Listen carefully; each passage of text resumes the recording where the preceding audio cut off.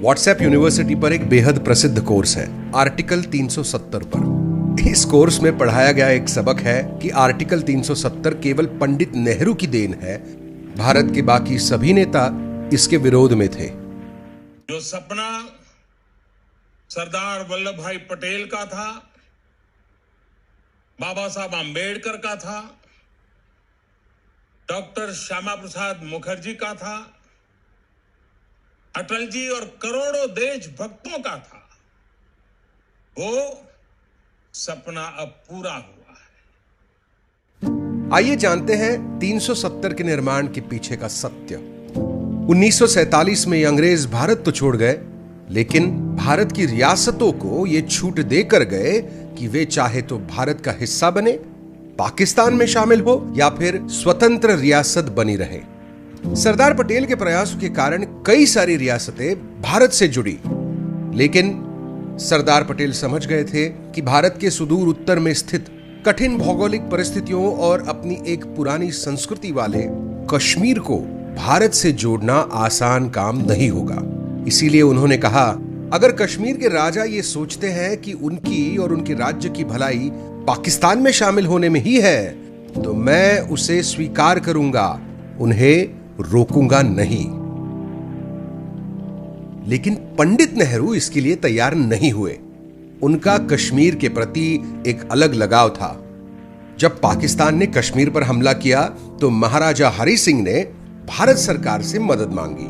पंडित नेहरू और सरदार पटेल ने इस शर्त पर मदद भेजी कि कश्मीर को भारत में विलय होना पड़ेगा। कश्मीर के भारत में विलय की शर्तों का प्रारूप तैयार करने के लिए अलग से एक खास कमेटी बनाई गई। क्या आप जानते हैं कि इस कमेटी के प्रमुख कौन थे? जी नहीं, जवाहरलाल नेहरू नहीं, बल्कि खुद सरदार वल्लभ भाई पटेल। कश्मीर को लेकर बैठकें भी उन्हीं के घर पर होती थी। इस कमेटी से सिफारिशों के फलस्वरूप आर्टिकल 370 बना। यह किसका 370वां आर्टिकल था? अर्थात हमारे संविधान का। हां, वही संविधान जिसको बाबा साहेब भीमराव अंबेडकर ने लिखा और जिसे निर्माण करने वाली संविधान सभा में नेहरू, पटेल और 300 अन्य नेताओं के साथ साथ श्यामा प्रसाद मुखर्जी भी सदस्य थे। संविधान के अन्य प्रावधानों की तरह आर्टिकल 370 भी संविधान सभा के समक्ष प्रस्तुत किया गया, सदस्यों के बीच चर्चा हुई और संविधान सभा में पारित होते हुए हमारे संविधान में आया। आर्टिकल 370 पहले दिन से ही हमारे संविधान का भाग था। इसका मतलब व्हाट्सएप यूनिवर्सिटी के इस ज्ञान का सिक्का तो खोटा है। आर्टिकल 370 किसी एक नेता की व्यक्तिगत सोच नहीं थी, देश के निर्माण में लगे तमाम नेताओं की साझा सोच थी। अब जो सवाल बचता है वो ये है, देश को एकता, मजबूती और विकास के मार्ग पर आगे कैसे रखा जाए, ये कौन बेहतर जानता था?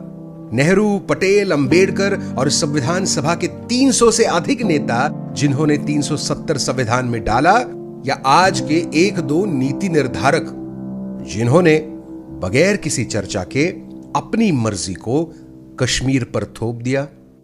इस सवाल का जवाब तो आप ही दे सकते हैं।